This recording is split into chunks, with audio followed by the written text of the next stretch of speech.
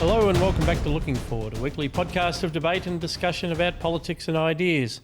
Today we look at leadership. Specifically, we're into a 6-month-long experiment where we can compare leaders around the world as they've responded to the crisis that has swept the globe.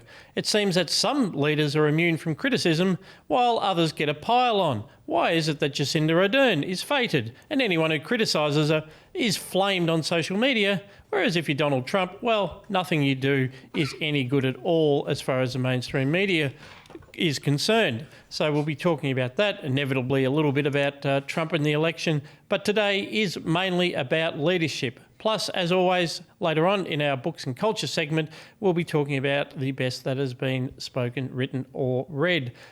Chris Berg, set out leadership for us, please. Thank you, Scott. And I should point out, because you failed to do so, that we're also joined by Gideon Rozner. Thank you, Chris. Another smick introduction from Scott Hargreaves. And I'm Scott Hargreaves, by the way. I like to make an entrance. I'm like that wrestler that comes on in the middle of a match, you know. I've only been doing this for 85 episodes. I'll get it right eventually. Awesome. So, Gideon, we thought it would be fun to bring you on to discuss leadership because you had I thought a fairly normal range piece. Like, it's a good piece, don't get me wrong, but it was a normal piece in the Australian the other day, jumping off Jacinda Adern's thumping victory in the New Zealand election. Why don't I ask you, just before we get onto the macro topic, which Scott wants to talk about, and I'd like to talk about leadership, why don't you just explain your piece, but most importantly, how the internet responded to your piece? Yeah, so look, the piece came about because on a Sunday morning, Evan Mulholland, our comms director, called me and said the Australian newspaper wants 900 words on the New Zealand election from a policy and economic point of view. And, you know, Roger Stone and Gore Vidal have a rule, you know, never turn down the opportunity to have sex or be on television. And, you know, I would add to that rule, never knock back the opportunity to have an op-ed in the Australian newspaper, the national paper of record. So anyway, I thought, brilliant, I'll do it. So I did some research. I'd been following the campaign sort of tangentially, but with everything else going on, it wasn't the main thing I was thinking about every night. But I wrote this piece, spoke to the New Zealand Institute, our counterpart across the ditch, Oliver Hartwich, very, very good bloke. Anyway, I wrote a piece on how Jacinda was a great politician, was very likeable, was brilliant on the stump, and et cetera, et cetera. But if you look at her record of governance, her flagship election promises have been woefully unfulfilled. Her policies would exacerbate what is already a big economic problem in New Zealand. She skated by on perceived success over the coronavirus. What now? Anyway, published it for file to send in. And the next day I woke up and I was trending number one on Twitter in Australia, and all these people were, I mean, I could go through all of them, but the best one of all was Emma Alberici, who posted a screenshot of the relevant page of the Australian... The former ABC economics correspondent. Correct, the revenue versus province economics, that Emma Alberici. Anyway, so she said a screenshot of the opinion page saying, please do not pass this off as news, this is biased... a biased piece of writing. It had opinion right at the top of the page. Anyway, so that was the long and the short of it. Then this anonymous account had this idea to tick me off, for everybody to post pictures of Daniel Andrews with animals from, you know, old stock foot. So all day my name was trending on Twitter because people were posting pictures. I saw that. I don't understand why Daniel Andrews standing next to animals would be a dig at you. So could you talk us through how that works? Yeah, it's Twitter logic, Chris. All right, fair enough. I can only, but I think the implication was, well, I don't like, you know, strong leaders who fought off the pandemic, and I especially wouldn't like seeing, and, you know, some implication that I eat puppies or something like that. Anyway, so the point of it was that because I had a go at Saint Jacida, it was extraordinarily controversial, and then the reactions to that were reported in New Zealand. And the most bizarre thing about it was this was all written up as Murdoch trying to interfere with the election. She had just won by the biggest landslide in living memory in New Zealand. If I was doing election interference, if the Australian was doing election interference, it wouldn't be doing a very good job. It would have been the day before. Correct. But the side note is I've had a lot of people privately message me saying they want to subscribe to the Australian because the newspapers back in Kiwi land are not doing the job that they should be doing, which is actually applying scrutiny beyond, isn't Jacinda great, she smiles and everything else. But look, Imagine living in that echo chamber. That is the New Zealand media. Yeah, correct. I mean, we think we have problems here. They are living in Pravda land over there. But as a postscript, I'll just say the great irony is I actually quite like Jacinda Adern. I don't agree with her politics, and I do believe she's had a woeful record in government. But as a political practitioner, as a person, I think she's lovely. But this is the thing, you cannot separate the personal from the administrative and the core business of government. It's all wrapped up, and this is what we're finding out with Dan, and this is what we'll get onto, but any criticism, even from a dry, dispassionate, professional public policy point of view, is either seen as conspiratorial or as somebody who doesn't care about the pandemic and the coronavirus and won't doff their hat to the leader that saved our lives. It's emblematic of a very disturbing or very warped political tribalism. It's emblematic of a lot of... Yeah. I just want to comment on the media, Chris, before we get to the substance of it. The interesting thing about that media coverage, and we might actually find that screenshot that Evan had of the worldwide media coverage. The other thing, the coverage that your column got tells you is that all over the world, board subs and editors were noticing that all of the coverage of Jacinda was, isn't she amazing, model of global leadership, Saint Jacida of Wellington. And they're like, oh, God, there must be somebody who's had a crack, search, tap, tap, tap, tap, tap, tap. And I'm in. There's some guy in Australia. Well, let's run that, and that's all they had. Yeah. That's all they had. Chris. All right. Why is that the case? Pour out one for the poor sub-editors. So I think this is interesting. So this got me thinking about the experience that we're having, as you've suggested at the top of the show, Scott. So we're now 6 months into a global crisis. What's interesting about that is it allows us to see how very distinct individual leaders, very distinct national cultures have responded to basically the same crisis.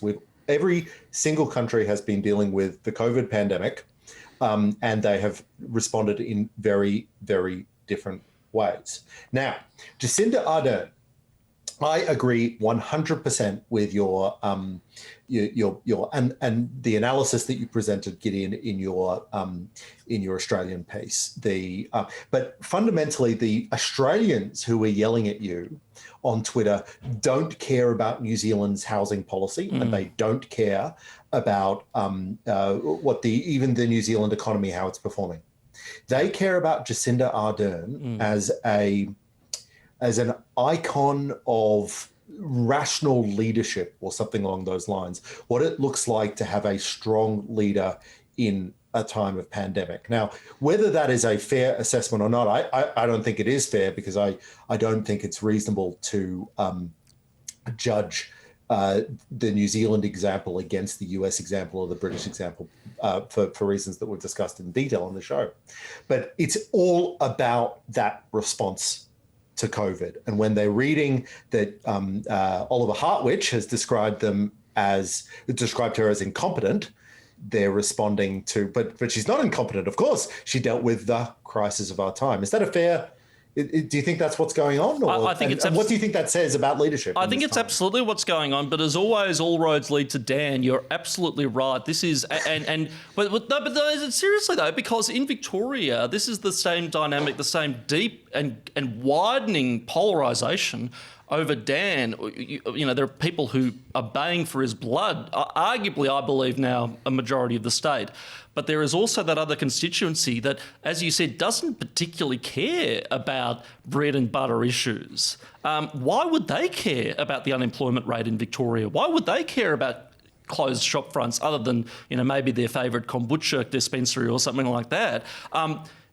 it is about protecting that model of what leadership should like, that projection of what leadership should like. That, and I think there is now this differing view, or this we are seeing really in sharp relief what the left, what progressives arguably want the nation state to be. It should not be, certainly shouldn't be the night watchman state that somebody like me should favour. It shouldn't be boring sort of humdrum, make sure the trains run on time, that sort of thing. It really is a tool and a mechanism and a vehicle for social change and for, social justice, for dismantling power structures. The left-wing talking points as good as I do. They have had that with Daniel Andrews. They have had somebody who is very prominent, who has moulded the objectives of government around keeping us safe, and safetyism is one of their core tenets of belief, these people. Any reference of even clearly deficient performance by Daniel Andrews, up to and including hiring a bunch of out-of-work bouncers on WhatsApp to guard hotel quarantine, that is not just seen as being an invalid criticism or wrong or misguided or misinformed, but deeply almost a kind of treason. Yeah. The Red Guards come out on Twitter. So it's the same dynamic, Chris. I think you're onto something there. And still on the theme of leadership, Chris, the thing that I find fascinating about this cult of leadership, like the in the classic formulation, supposedly it's the right that believes in strong leaders, but wow, who is it that believes in strong leaders if not the left? But then, so they have this cult of leadership and they love their saints like Jacinda. But then there's this extreme malleability about what the leadership actually is, the leadership style is meant to be. So Saint Jacida is a saint because it's about inclusive leadership. And clearly she is a very relatable... Well, she included Winston Peters in her cabinet. So. Yeah, a very relatable human being. And excessively inclusive in my view. Yes. Yeah, and including him no more. Yeah, that's right. Bye-bye. One has to draw the line at on the way out. Well, that's right. But again, she got a pass. You get a pass for that because it's Saint Jacida. But Dan Andrews is also a model of leadership, even though he is the most unempathetic, terribly dull machine man of politics, who bullies journalists in his press conference. One might even say, particularly for some reason, female journalists like Rachel Blacksondale, Gabriella Power, Peter Credlin, Alex Smith. Peter Credlin can handle it. So, but you know what I mean. Yeah. So, just in terms of style, could not be further from Jacinda Adern in terms of style. But that is also somehow a great example of leadership. So this commentary around leadership falls down straight away because it actually has no relationship either to actual competence or to style. So what is it other than just rallying behind the dear leader? No, I'll tell you exactly what it is. It's a denial of the existence of politics. So you're right. Dan Andrews is the definition of a machine Labor premier. And he was as is Jacinda Adern, I might add. I mean, she's not. She's just nicer. A country.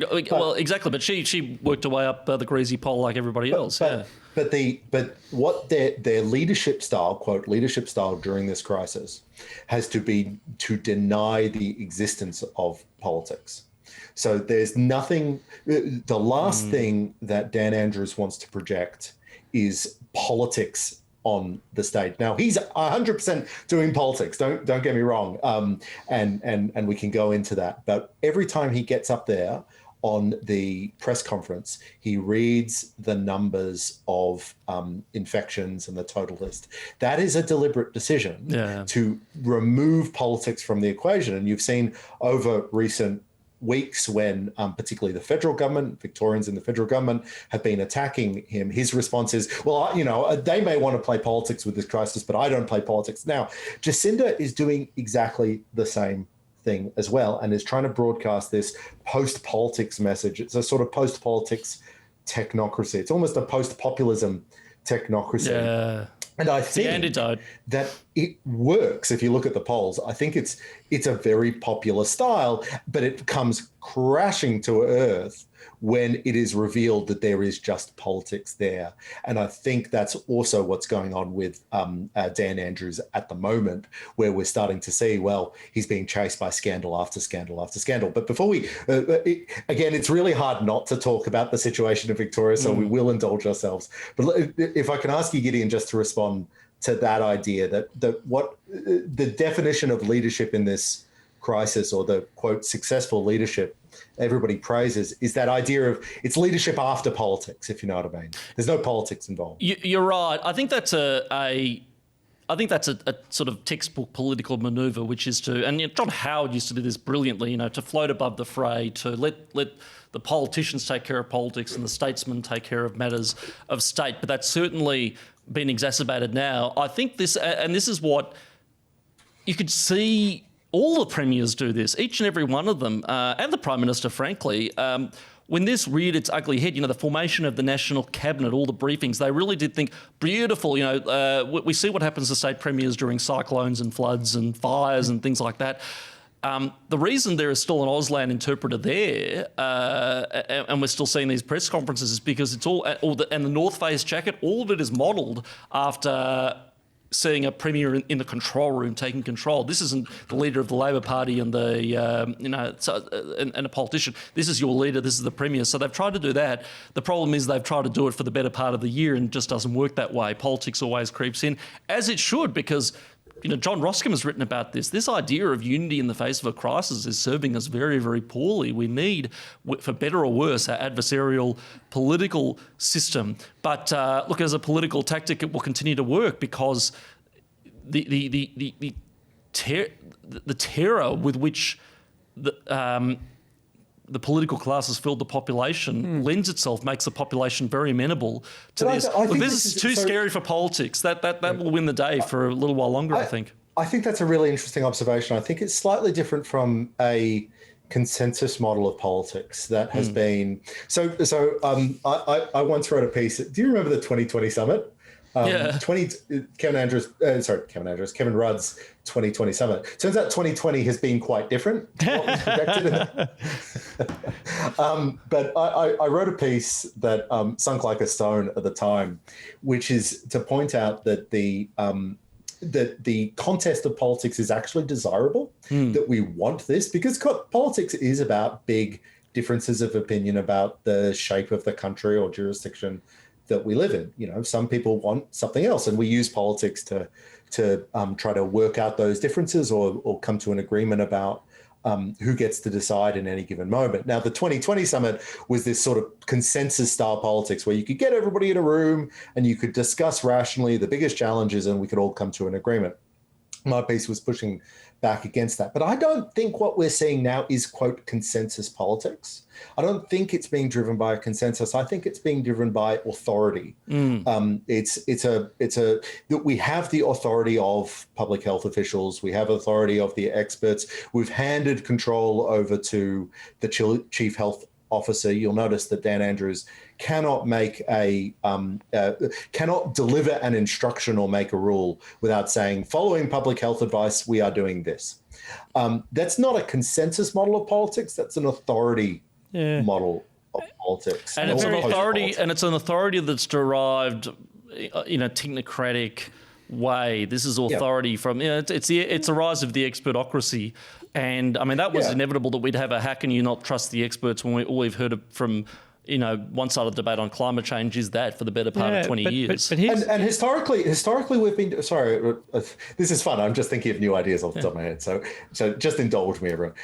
Historically, this is super interesting. So the reason that we have all these independent regulatory agencies like the ACCC, the reason that they're independent from government is because governments, or politicians, I should say, don't want to take responsibility for their decisions. Sometimes for good reasons, because you don't want politicians to use the regulatory state for political purposes, but partly because they want to be able to hand off control. They don't want it to be political because they can't see how it has really any strong upside for them to take responsibility for the rules that they're imposing on the rest of us. And I think that's what's happening right now, just at an incredible pace and an incredibly coercive and oppressive way. But this is why I think this is why it's so critical to unpack this, and it was a good theme to select for today. Thank you, Chris, about leadership, because it takes me back to a lot of readings I've done over the year in sort of management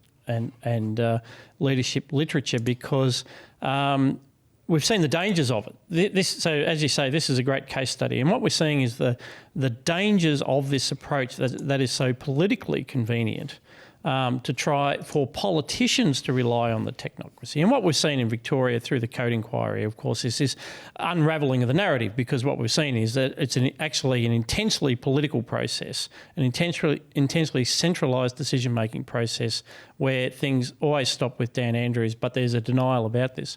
And it takes me right back to one of the paradigmatic cases of leadership in democracies, which is John F. Kennedy. And this is really one of the great case studies that you study in leadership and decision-making. If Leon Mann's listening, thank you for that MBA course. It was very edifying. And his brother, Robert F. Kennedy, wrote this book, 13 Days, which is an absolute cracker. And the contrast is between the Bay of Pigs, the decision to invade Cuba with, an undertrained, under-equipped force without any commitment to American follow-up to try and topple Castro, which was a debacle. But it had consensus from the technocracy all around his cabinet table. They all backed it. The Joint Chiefs of Staff. It's a decision that was never clearly made, if I understand. So the old creeping decision. Yeah. Yeah. No, but that's right. And I mean, without going into just management style here. No, I want to. This is the point. Yeah. No, sorry. Go on, please. Well, so, yes. So to John F. Kennedy's credit, he learnt from that and said, I'm never doing that again. That is classic groupthink. I've got 25 people around the table who are supposed to be experts, but they're all telling me the same thing. Yeah. And then guess what happened afterwards? A disaster. Well, a few of them said, well, actually, I had my doubts, Mr. President, but, hey, I was reading the room. Yeah. I was reading the room and, so I went with it. Yeah. So he used his brother as Attorney General in the cabinet. So the next time around, it was the Cuban Missile Crisis. And he said, I'm not going to do that again. Because the Joint Chiefs of Staff thought that a couple of well-placed thermonuclear devices could have actually taken care of the whole thing. And then where would we be? So instead, he got his brother to sound out all the silent voices around the table, to actually have a contest of ideas, to force them to come up with options. So this is the danger of the Aderns and the Andrewses, because in their search for this political strategy of consensus, of the technocracy has ruled, there are no alternatives, this is how it must be, they close themselves off to that contest of ideas.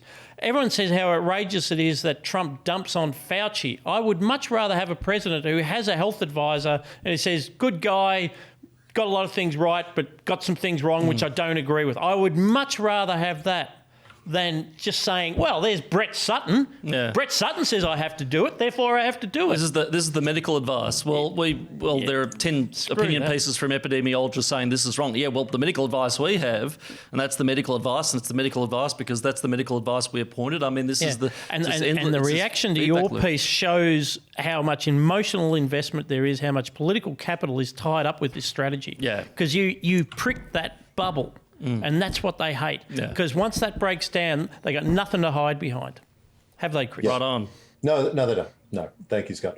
But people like it. So, I mean, Jacinda Adern, again, won a thumping victory. And I suspect, well, maybe it is changing, but if Dan Andrews had gone to an election a month ago, he would have also won a thumping victory, even as case numbers were going up.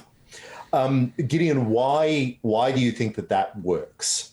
Why do you think this sort of distancing yourself from the actual decisions, but taking responsibility or taking credit for when you win and kicking off when you lose? Why does that work politically? Well, I mean, it works on a sort of macro level. I guess it works because we are a country now, or the entire Western world, I think, suffers from this. We do fetishise credentials. We do fetishise expensive pieces of paper with a name on it. We fetishise experts, and there is a huge strain of science worship going through certain parts of the political economy. Now, by that, I don't mean that experts are all idiots or that we shouldn't believe in science, but we believe in the scientific method, not science worship, not listen, well, Brett Sutton says it, so it has to be true, that kind of thing. And in relation to experts, of course, there are people who should be around the table with professionally relevant opinions and, genuine technical knowledge, but they should be voices among many, and that should be taken into account by the leaders that we elect to come up with decisions that are on balance best for everybody. This deferring to experts, it certainly hasn't given us the best policy outcomes, to put it mildly, during this pandemic. But the other issue is that on a macro level, it's the politics of fear. I think people, good, this person knows what's going on, fantastic. Yes, of course, we'll trust them. But on a day-to-day political level as well, think about it. Daniel Andrews has been able to maintain this fiction that he's been completely open and transparent despite not answering a single question, because he rocks up at these press conferences every day. He doesn't have to answer questions, because anything that gets too uncomfortable for him, he says, that's the expert advice and I don't make the decisions here. It's all done by experts. I think it's a very, very useful political ploy, because if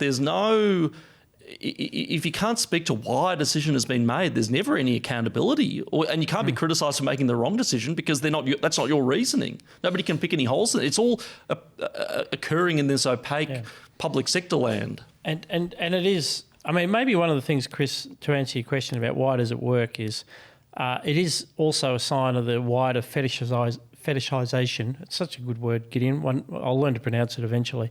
Do it nearly as well as you do. Of this idea of leadership. I mean, you've made a point about Trump's campaign in America, Chris, which I think is relevant to this. So Trump as president, it's both leadership and management. It's an executive office, as all political offices should be seen as, and the worst moments of Trump's campaign have actually been when he's focused on his leadership like it's a thing in itself. And it's just all about, Trump and Trump's personality and Trump.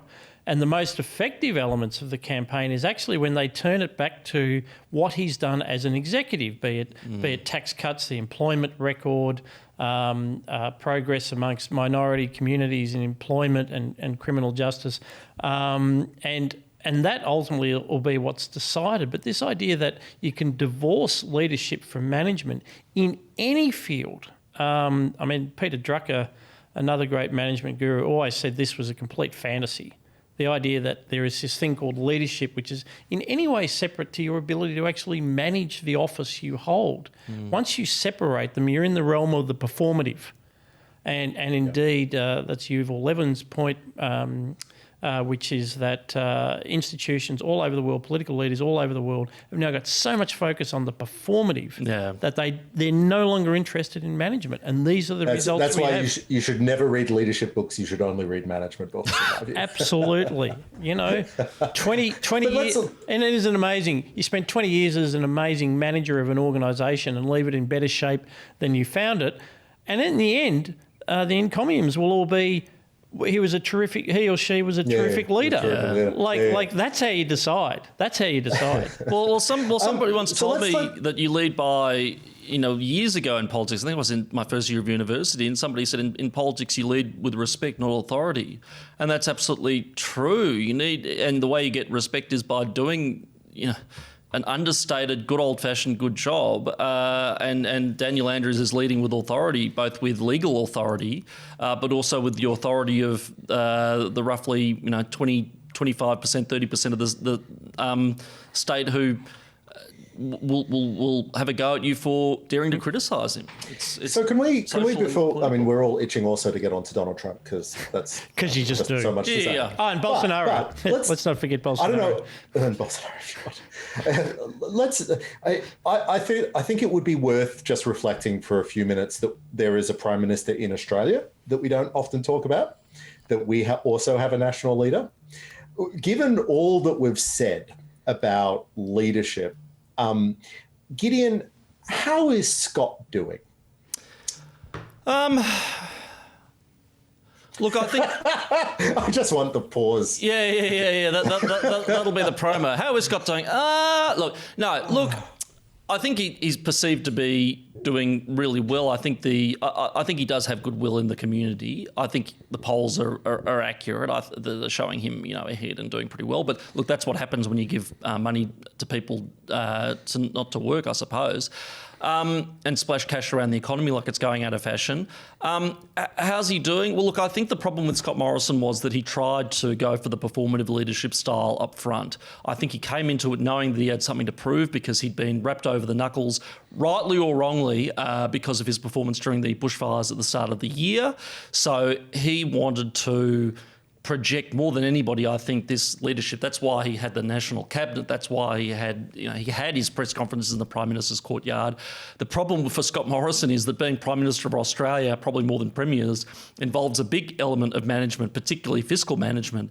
And the dynamic quickly developed where the state premiers could be as performative as they like by putting the wrecking ball through their economies, knowing they didn't have to pick up the tab. Sadly, Scott Morrison does, and he has to preside over a country that's capable of servicing the debt that picking up the tab involves. But ScoMo is, when you talk about performative leaders, and I don't say this because I think he's doing a bad job. I think he's doing an adequate job. I think he's doing a better job than not most of the time. But in terms of being performative leaders, he is brilliant at it. And that's why we on the right tend to be a little bit soft on ScoMo a lot of the time, because he's not Malcolm Turnbull and because he managed to win the 2019 election. ScoMo's style of leadership, such as it is, or so to speak, is intensely performative. And my criticism of him always is that he doesn't back it up with courageous enough reform, even though I suppose he is a competent manager, fundamentally. It's a weird position to be in right now, of course, to be the Prime Minister of Australia at a 6-month period where being Prime Minister of Australia has never been less important or never had less profile. Yeah. The premiers right now completely dominate the national landscape. It's like 8 state elections happening at once. It is. We talk, but it's more, we're focused much more on the premiers than even during a state election. I think nationally we spend a lot of time talking about individual policy settings, not just in Victoria, but we talk a lot more about corruption in New South Wales. We talk a lot more about the New South Wales Queensland border. We talk a lot more about this stuff than we do the national political stage. And just reflecting, we also talk a lot more about some of Scott Morrison's subordinates than we do Scott Morrison himself. We talk a lot more about Josh Frydenberg, who's actually got a much more significant leadership profile than the Prime Minister right now. Now, there might be reasons for that, but it's that performative style, which I agree with you, is the Scotty from marketing line actually works. Yeah, there's an element of truth to it. It resonates. It resonates really well. It just hits him quite hard. But the point is that the Prime Minister, like a lot of lot of chief executive roles around the world, is a performative function. So you're supposed to embody something about the nation. And because most of your responsibilities is in foreign policy, you sort of stand up and make performative speeches about how you see the government's travelling. Right now, all that function is being done by the premiers. So it's not surprising that the primary function of the Commonwealth government is fiscal policy. And that's Josh Frydenberg's position. So I agree with you. He's not doing terribly. I would struggle to come to a conclusion about how he's doing. He's obviously doing well in the polls. But whether he's doing well or not, it's sort of, in a weird way, the Prime Minister is one of the least important senior officers. Yes, he might.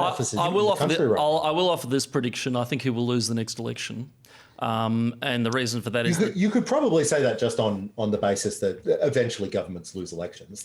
Oh, well, that's true. I mean, in terms of the political cycle, but also but I think people are averse to changing prime ministers yet again. But no prime minister, no leader of any government can survive the financial apocalypse we're about to see. So look, maybe he can, print enough money to keep things, relatively cushioned up until the, debt bomb explodes in 50 years when it's somebody else's problem. But I think he's travelling okay now, but I don't think he'll win. And just still on the state premiers, it occurs to me, Chris, like we're not going to go in depth today, but we're going to see a state election in Queensland where Premier Palaszczuk is clearly benefiting from a campaign which is revolved around just keeping everyone else out. It's been a very straightforward. But that's pretty predictable. You can win an election in Queensland by being against Victoria. Well, this is what I mean. It's like, so if you want to keep migrants out, you're a right-wing racist. If you want to keep Victorians out, then you're a strong, powerful, inclusive leader. It's the only acceptable progressive position. But that's an interesting point in itself. And so as long as I'm on premiers, though, the other one, of course, is Gladys Berejiklian. And because on Twitter for the last 2 weeks, all it's been is anything you say about Dictator Dan in Victoria, it's like, oh, well, what about Gladys? So I just wanted to get it on the record, is that in the context of this leadership versus management thing, Gladys is in a crisis of leadership, and she might even be in a legal crisis, and it might well cost her It may be a terminal crisis, yeah. It probably is terminal. Yeah, I would say so. So Dictator Dan's not in a leadership crisis. Dictator Dan is in a management crisis. Gladys is not in a management crisis. Now, where would I rather be living right now? Yeah. Sydney or Melbourne? Yeah. So for all, just to say, because I can't be bothered on Twitter, for everyone who's like, oh, when are you going to say something about Gladys? As far as I'm concerned, Gladys hasn't stuffed my life. Yeah. If I was magically transported to Sydney, I'd be able to say Gladys has not stuffed my life. Yeah. She's probably stuffed her career and might well pay a price, but she hasn't stuffed my life or those of my friends or those of the businesses who are going bankrupt. Will the Premier let me outside? Yes, that's right. Yeah. Are you happy to sit there and watch all these businesses go bankrupt? Are the pubs open? In Victoria, the answer is yes. Yeah. Yes, the Premier is happy to watch all those businesses go bankrupt. Is Gladys happy to see all those businesses go bankrupt? No. And one of the reasons, by the way, is she's still got cabinet government. Yeah. She's got Dominello and Dominic Perrottet. Yeah, Damien Tudhope, those people. Balancing the advice. Well, that's my mail. In the JFK manner. Well, that's my mail from people who are, close to the New South Wales division of the Liberal Party, that Gladys, from what I understand, is that Gladys was possibly leading towards, tightening up things so they controlled their second wave. And it was the cabinet process, the actual Westminster, good old-fashioned, no frills, no press conferences, just bare bones, management-focused government that avoided that. Yeah. Yeah, maybe if Dan had to listen to Martin Pakula a bit more, things might be a little bit different. But so Gideon, management or leadership crisis? What do you see Donald Trump's situation is at the moment? Well, Donald Trump is, fighting a crisis every day in a deep state, a left-wing mainstream media, and deeply unpatriotic subset of the population that wants to stop him from making America great again. So to clarify, a management crisis. But I've always said, maybe not that prominently, but I've always said that, I'm a big Trump fan. I haven't always been, mind you. I was somewhat sceptical right up until he was elected, and then started cutting taxes and cutting red tape and blowing up the bureaucratic, managerialist industrial complex as we know it. I think that's great. But I digress. I've always said that as issues goes, Corona was never going to work for Trump. It is an issue where you do need somebody who is going to come out and the first thing they do at a press conference is read numbers. You do need somebody who is more technocratic. Not only is Donald Trump not a technocrat, he was elected for the precise reason that he is not somebody who has this belief in the efficiency and the omnipresence of government solving the world's problems. But I think that, that's what will make this election so fascinating. This is, and the thing about 2020 is you couldn't have timed it better. Everything's been running basically from January, and the crescendo, I believe, will be a re-elected Trump because the Democrats have run basically on Corona. They can't run on the economy. They certainly can't really run on Black Lives Matter stuff anymore because that won't bring in any people who wouldn't vote for them anyway. I think this will be a referendum on Corona, and people will say, well, while Trump hasn't been perfect and has said a few silly things, who wants to keep those businesses shuttered? Who wants to get me back to work? Who is going to stuff my life less? And there are a whole manner of things on Trump I could continue to talk about, but I suspect we'll get into that conversation. But overall, I think that this wretched year in which we have seen the nation state hurt ordinary people in a way that we never, ever, ever, ever have in peacetime, that will be, the great catharsis of that will be Trump, who unambiguously said literally, don't let this virus control your life. When you look at the United States of America, these are not people, this is not Liechtenstein. Oh, no, Liechtenstein is a very bad example. This isn't, some European social democracy where people are used to the model of government that Jacinda and Dan proposed. These are American people. There is something inbuilt within them where that don't let it control your life. We want to be reopened. We want to rebuild. We want to get on with it. I think that will resonate ultimately. I really do. So what's your read of the race as it stands? So we're 2 weeks or so, in fact, we're almost exactly 2 weeks out from Election Day. Listeners will be excited to know that we will have a podcast the day after. Oh, really? To make sure that we'll be able to talk. Yeah, we'll push it back. You'll push it back, yeah, because it's Wednesday our time. What's my read of the race? And then you'll be spared my hot takes. But so what's your read of the state of the race? The state of the race. So look, I predicted on this program months and months ago that he would win 40 states. I stand by that prediction just because I want to be able to then put it on my social media that hashtag Rozner was right, but I digress.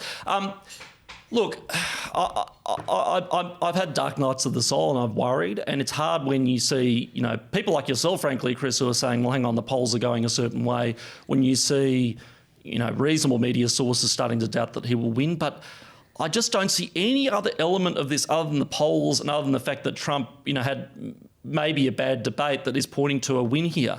Firstly, it's rare for a first-term president to be defeated, and when that happens, you need somebody with star power and that generates enthusiasm. You need a Ronald Reagan who defeated Jimmy Carter, or you need a Bill Clinton who managed to, who had his problems but was able to give a compelling, positive, optimistic vision in contrast to sort of Bush's stale, years as normal and so on. You look at the enthusiasm gap. You look at the rate of voter registrations. You look at anecdotal reports of yard signs. You see parades of people, Hispanic people going down the main avenue in Miami, Florida, with big Trump flags and banners and so on. You see the Telemundo poll after the first debate, the debate that was so shocking and so terrible and so unedifying and so unmanagement-like, where Telemundo, the Spanish language network in the US, said that their snap poll of viewers said that Trump won that debate like 66 to 33. These are people, not just people with Hispanic ancestry, people who watch the Spanish language network. This is a core constituency of the Democrats. There is strong evidence that African Americans are starting to turn away from the Democrats. I can't see. I just can't see it. I just cannot see a way in which Biden could pull this off. I just don't see the turnout for him. Do you want to explain? I think it's interesting to talk about this. So the polls show nationally that Biden's up about 10 points or so, between 7 and 10, and sometimes higher. Do you want to explain the argument that those might be systemically wrong? So the shy Trump effect or shy Tory effect that might be hiding large numbers of pro-Trump vote in those polls. Yeah, well, look, it's a pretty well-worn theory, but it's been described as the shy Tory effect, which is that owning up to wanting to vote for Donald Trump is so unpopular, just like criticising Jacinda Adern, apparently, that, if a pollster rings you up in the middle of dinner and says, which way do you vote, you inherently... it's like the polls we're seeing on do you support stage 4 restrictions. I think those are being a little bit contaminated by the fact that it's unpopular to say certain things. I think there's a section of the American electorate that thinks our pollsters, they're just another part of the swamp and deliberately wants to not cooperate with them. And some of this was played out in a podcast we've both listened to. Rich Lowry on the editors interviewed a Republican-aligned pollster in the US, Trafalgar Group CEO Robert Kahali, and he stepped out a number of things that introduced the bias. And one of them, actually, you just point then, somebody rings you up during dinner. Now, you're a professor of fine arts at Yale, and somebody rings you up after dinner and wants to know what you're going to do in the election. Thank you, old chap. Especially, and he made this point, especially when those surveys go for like half an hour. That's right.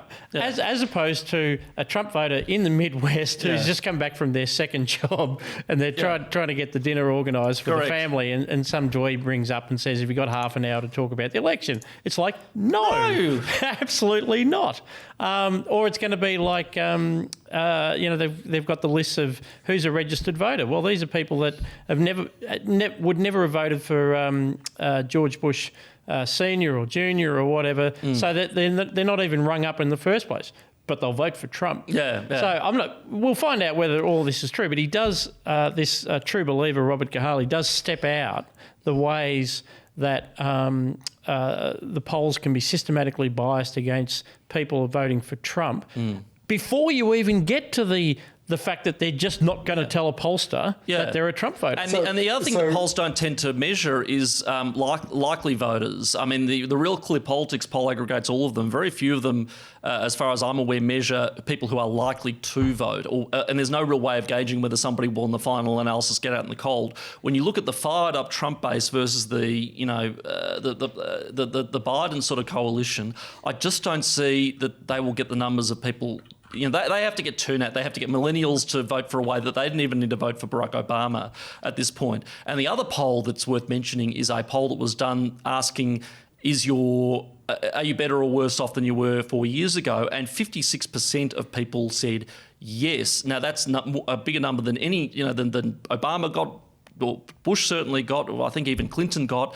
So when you have that, that's interesting. Oh, and the other poll I'll finally mention is the polls that say which way do you think your neighbour is voting, and those are very strongly pro-Trump. So I think that points to some, at least some perception that he's up. Maybe that won't work for him. Maybe it'll stay away from Sanders. Can I give you my personal response to that? Of course. Just I lived through, it wasn't that long ago, I lived through the 2012 Unskew the Polls movement, which was supposed to suggest that the Republicans would take the presidency in 2012.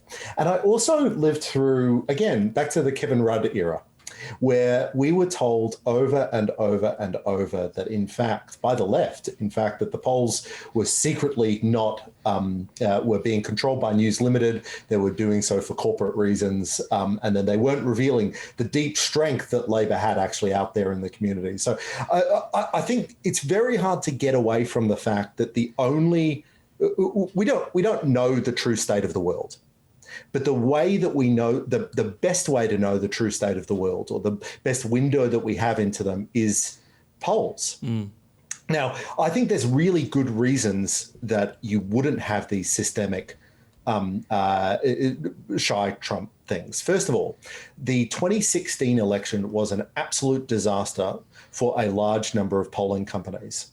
Those polling companies, their main business is not election polls. Their main business is corporate polling. So to poll whether you've heard about a different product, do you prefer this brand of chicken versus that brand of chicken? The election polls, political polls, are actually just a branding exercise for them. If those polling companies are getting the electorate systemically wrong, that is deeply harming their economic interests in selling themselves to companies who want to poll chicken brands. So my instinct in this actually is that after 2016, they will have gone so hard to rectify any possible or identified problems that came out of 2016 that they might be oversampling Republicans, because polls absolutely get it wrong. They are always going to get it wrong in some way. But it turns out they don't systematically get it wrong to one side or the other. I think there's a flaw in your logic, actually, Chris. I'm sorry. It's an interesting theory. But in terms of the reputation that they have, and you see this with economic forecasters, you certainly don't want to be wrong. But what you mainly don't want to be is seen to be wrong in a way which makes you different to everybody else. There's a reason why economic forecasts aggregate around the mean. They're watching each other. They pay a price for being an outlier in their predictions. They don't pay a price. This is the classic, like, well, who could have predicted that? You know, down at the United States Studies Centre, 30 academics sitting around on the taxpayer-funded dime watching the US election saying Trump has no chance. And then they all sat around the next day and said, well, who could have predicted that? It's like, well, I don't know. Rowan Dean, maybe. You know, it'll be the same with these guys. There is so much at stake here right now that these polling companies, if they get it wrong this year, a lot of those polling companies will just stop doing political polls because it will be too damaging to their actual business for the stuff that people actually pay them to do. Now, I could be wrong. You might be right. We will find out in 2 weeks. But there is a clear economic incentive for these people to get it right. Well, also the other factor is national polls are meaningless. I mean, Biden will win the popular vote. What we're talking about is I hope not for the sake of my sports bet account. Great odds I got on. It's the Electoral College. It's state by state. No, I think Trump will win the popular vote this time. I think you can't. That's a stretch. I think look. That is a stretch. Hillary Clinton, got. Well, I mean, look, this leads us to an interesting point, though, because I don't see enthusiasm for Biden. Chris, you think, and when we were talking about the show, and I'd said that to you on the phone, that there's a big enthusiasm gap. You said, well, they're enthusiastic to get rid of him. The observation I'll make is there was enthusiasm against Barack Obama in 2012. There was enthusiasm against George W. Bush in 2004. There was a lot of enthusiasm against Richard Nixon in 1972. And when you look at, and they all won, and when you look at George McGovern, John Kerry and Mitt Romney, they make, Joe Biden makes them look like, Lincoln, Washington and Reagan. You can't have it both ways, Gideon. You can't say simultaneously that there are people who are wildly enthusiastic for Trump, and that's really meaningful, but also there are all these shy Trump voters who don't want to admit that they're pro-Trump.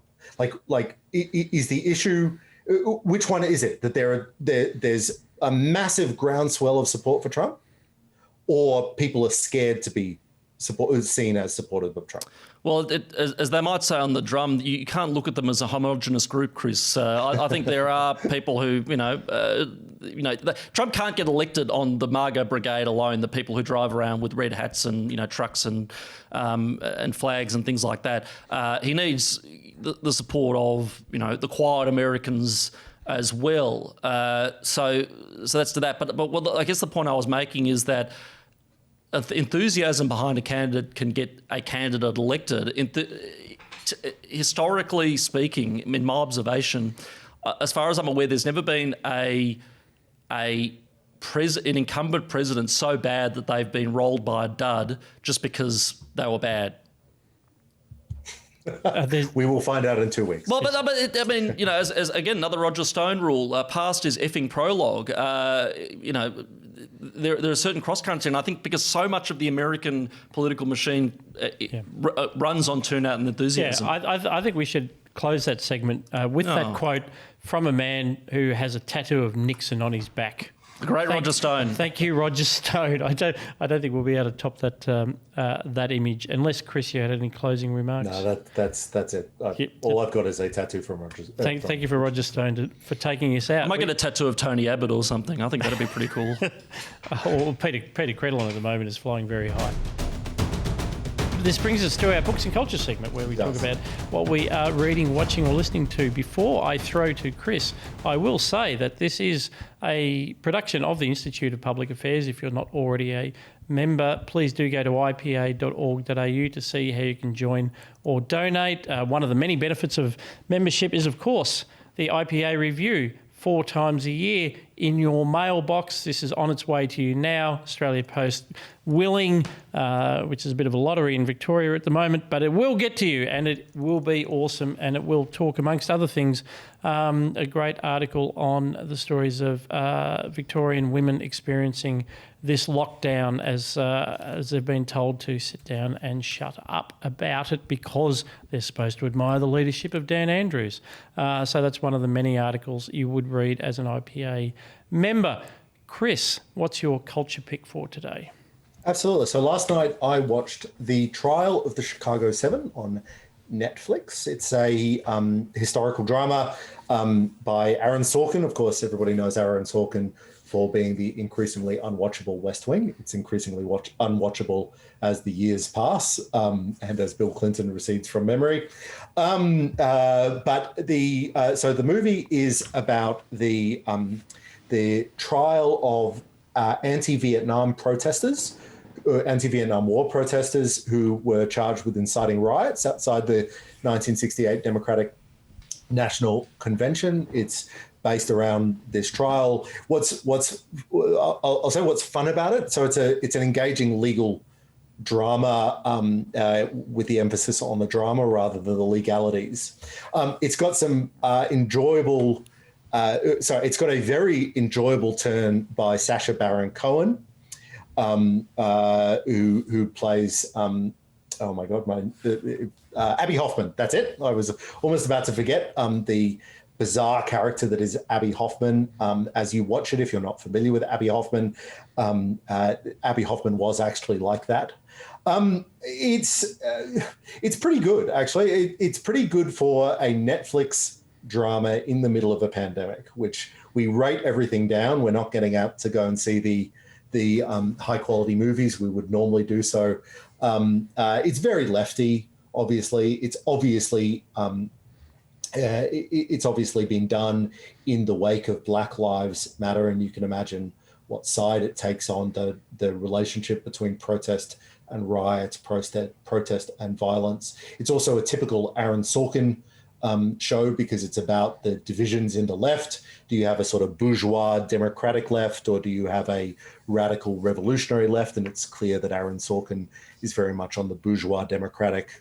You should work through politics. And some of the characters that are supposed to stand in for Aaron Sorkin's ideas were actually much more violent, in fact, in practice than they are depicted to be in the movie. But it is enjoyable. It's about a political trial. It's about the decision to make a federal case out of violent actions that occur within a individual state. It's about partisanship amongst attorney generals. It's got there's a lot in it. It's very much a film of the Trump era, though. Yeah, I do recommend you watch it. Is that debate over the role of violence in politics? Do you think that's pointed at the moment? Because I mean, with Antifa running around, it's a very live issue in America. Where 100%, when the New York 100%. Times starts to sort of say, well, maybe in certain circumstances we should be able to torch buildings.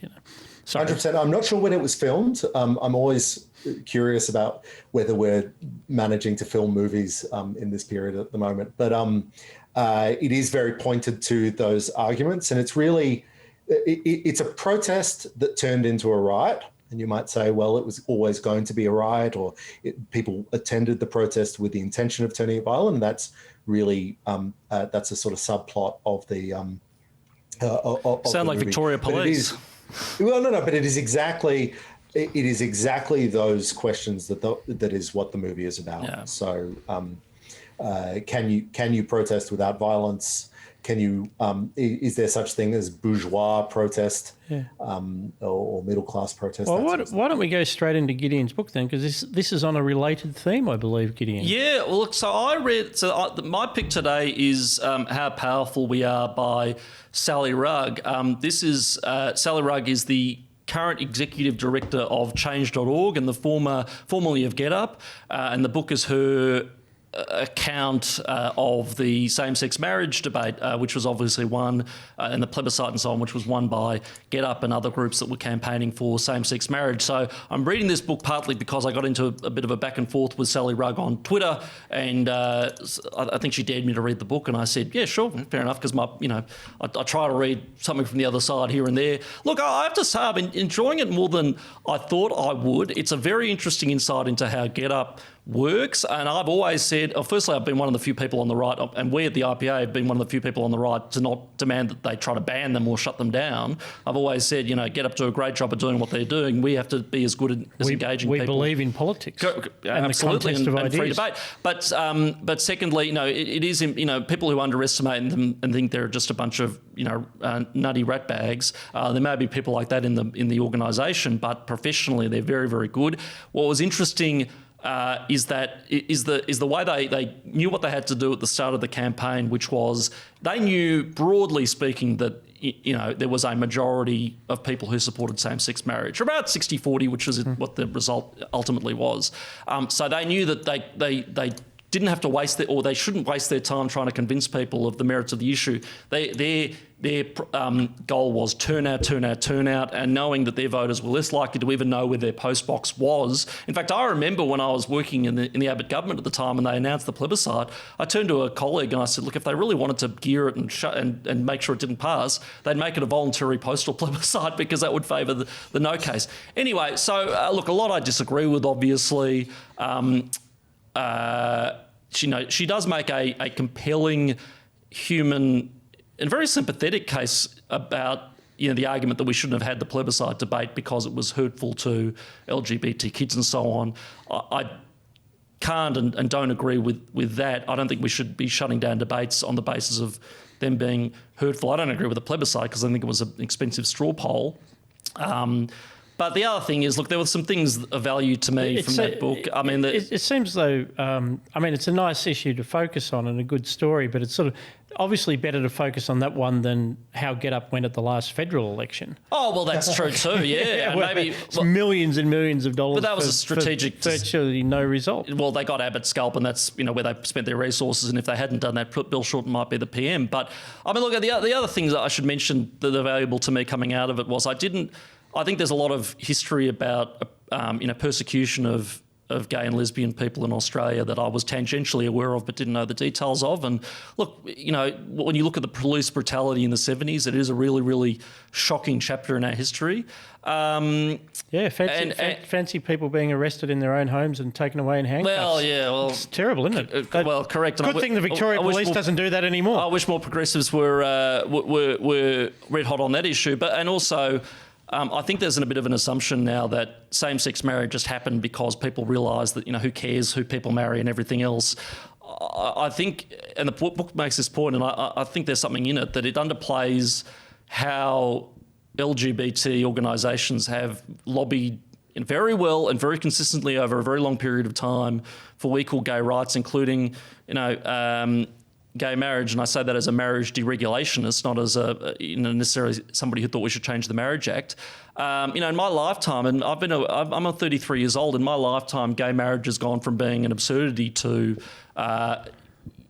totally, almost universally accepted, other than people with genuine religious reasons, a staple of society. So yeah, look, glad I had a read, and certainly worthwhile exercise. And good on you for your commitment to diversity of opinion. I'm a broad church, Scott. Absolutely. No, very good.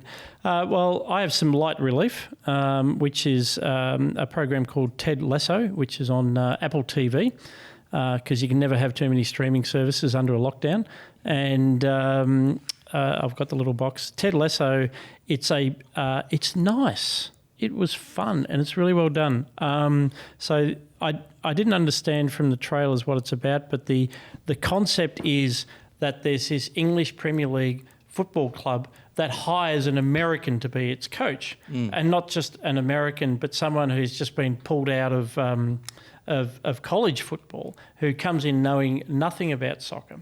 All he has is his coaching style, his people management, but is completely ignorant of soccer. Hilarity ensues. Yeah. And he's got, broad Kansas accent. It looks like, what is this? And I avoided it for a couple of months. But it's actually really well done. It was a joke originally. So Jason Sudeikis is a Saturday Night Live guy, so I was completely unaware of his existence. And they did this skit for NBC, essentially. They created this character doing exactly what I talked about a few years ago, and made a joke of it. And so when they made a series of it, when they optioned the series, they could have just made that a one joke sort of show of, here's this American guy. It's a clash of styles. He's American. He's up. He's optimistic. Believe in yourself. All this kind of thing. As opposed to Americans who as opposed to the English who drink pints. They're all negative, and the players aren't that interested in this kind of thing. So they did that, but the show actually rounds out all of the surrounding characters. Creates this story arc. It's revealed reasonably quickly that the reason he's been hired is not because he's this inspirational guy who can transform this struggling club. He's hired because the owner of the club wants it to tank. She got it in the divorce and she wants it to fail just to annoy her ex-husband. Sorry, bit of a plot spoiler, but it comes around pretty quickly.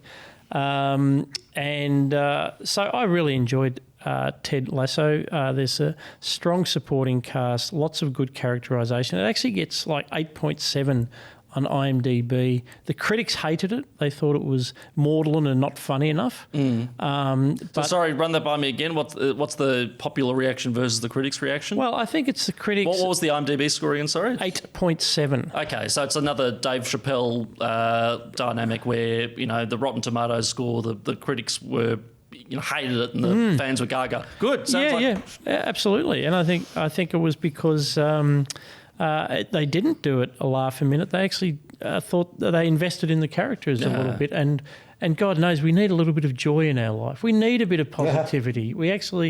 I found myself wanting a bit of Ted Lasso and his optimistic, positive nature. Even if it is, you don't get enough of that from me, Scott. I'm always inspired by you, Gideon, as I have been on this program. Thank you again for joining us on Looking Forward. My pleasure as always. Might see you again in a fortnight as we do the wash-up of the election. Yeah. We'll see what kind of shape you're in. Thanks also to my co-host from RMIT University, Dr. Chris Berg. Thanks, Scott. Some fine leadership today, Chris. Leadership. Thank you. And management on your part. Leadership and management. You can split it up. You just divide and conquer. It's all the same thing. And thank you to you, our listeners. You've been listening to a product of the IPA. Please do go to ipa.org.au to see how you can join or donate. Thanks also to Mitch in the control room. We'll be back with more next week.